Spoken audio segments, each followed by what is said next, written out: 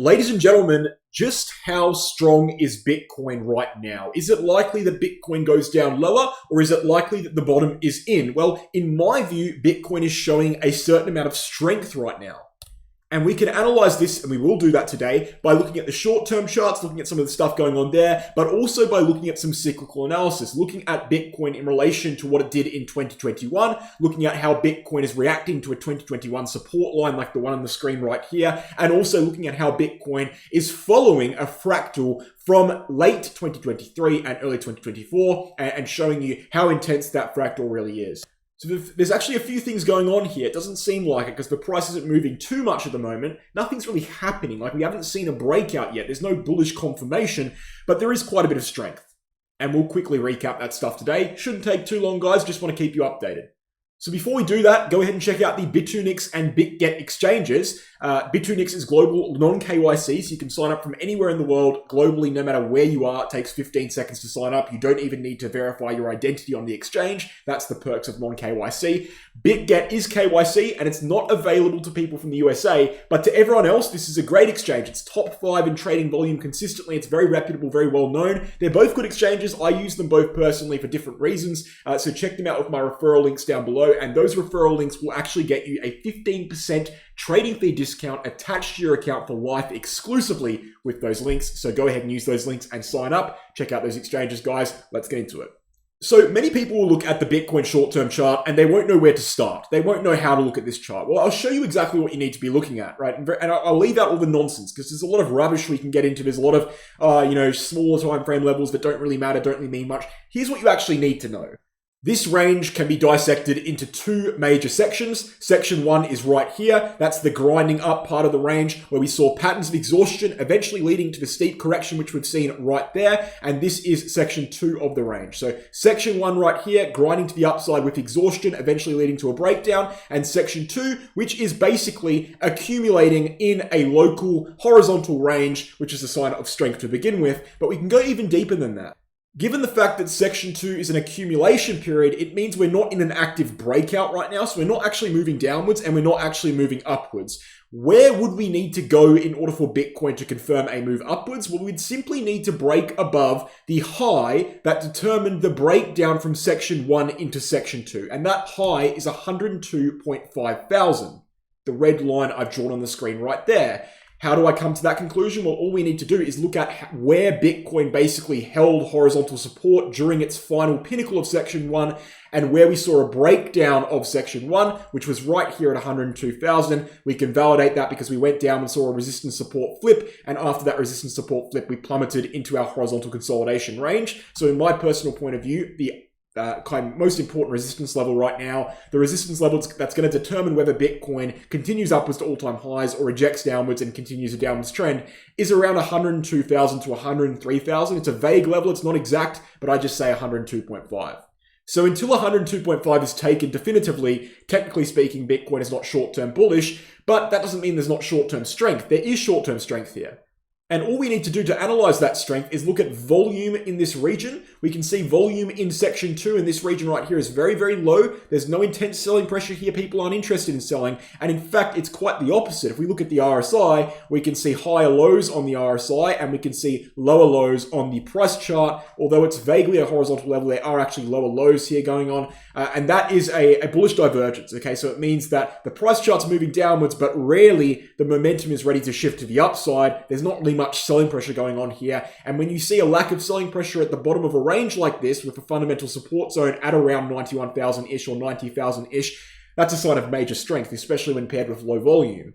So we know 102.5 thousand-ish is the breakout level, but in order for Bitcoin to make an active attempt at breaking that level, we need to break first this yellow line right here on the price chart, and also on the 4-hourly chart RSI, this yellow line right here. So once these 2 lines break, the solid yellow line on the price chart and the solid yellow line on the RSI, we will see a momentum shift to the upside, and we will see a definitive attempt to seize that 102K region. And if that region is seized, guess what? We're back in the fireworks zone. We're doing well, and we can start attacking all-time highs again. If that region is rejected from, that's when we start considering the possibility for a more major correction. So those are the short-term levels you need to be interested in, and 102.5K is the short-term level or long-term level you need to be interested in breaking to the upside.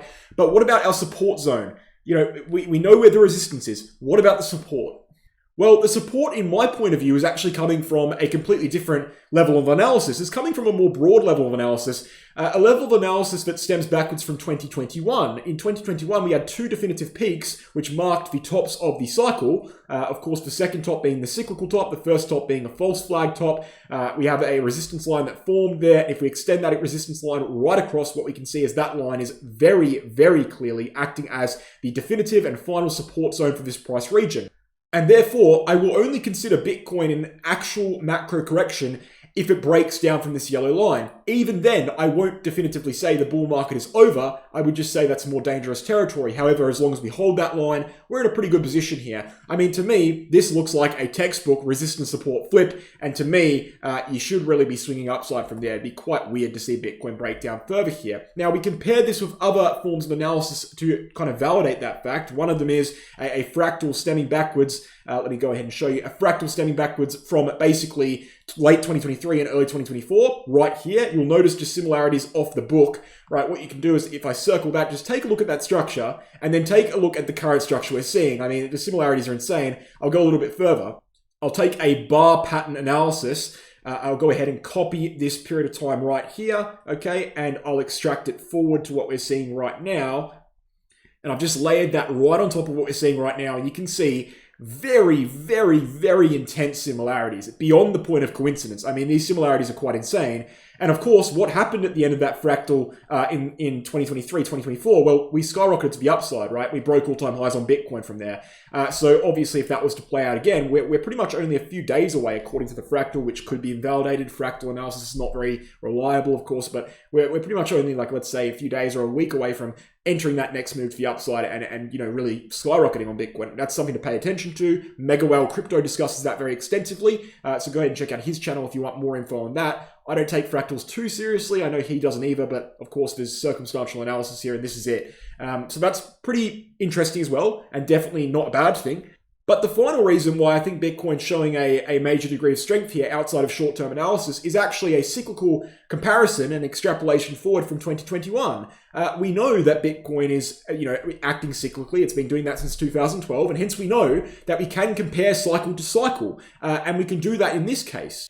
We look at how long it took Bitcoin to break all-time highs from the 2017 top to the bull market in 2020. It took 1,100 days, okay? It took 1,100 days again this time. That's the first similarity. The second similarity is after we broke that all-time high, we entered our real first parabolic leg, okay? That's the second similarity. That's what we did this time. We entered our first real parabolic leg upon breaking that all-time high.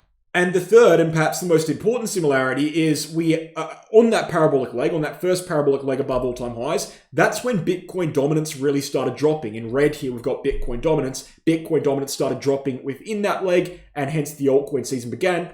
The exact same thing's happening right now. Bitcoin dominance started dropping within that first leg, and the altcoin season hence began. Ethereum's been outperforming Bitcoin, okay, as of recent months. This is not a new thing. This is not an abnormal thing. This is exactly what happened last time. So there's lots and lots of similarities we can draw from this phase here in 2020 and 2021 to the current phase we're seeing.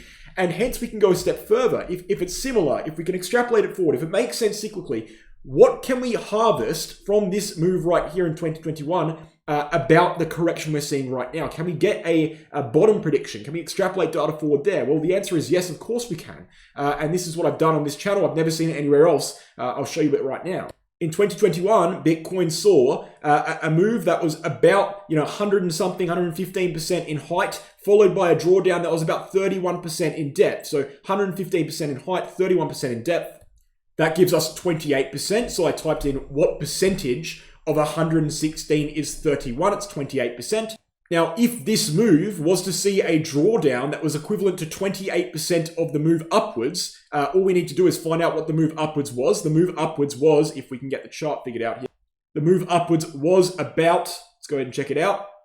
Okay, 57%. So what is 28% of 57? Well, it's around 15.6%. Therefore, if we are copying 2021 and we see the same pullback relative to the move upwards we saw in 2021, this time we would see a 15.8% drawdown from the peak at 108K, which would bring us to a bottom at, guess what, around 91,000, which is actually where Bitcoin has already bottomed. Now, That's pretty intense. That's a pretty insane. I mean, it's either a massive coincidence, okay, or maybe we see some deviation. Maybe we go down one more time. Maybe we go a little bit lower. But to me, that's a very clear sign of strength.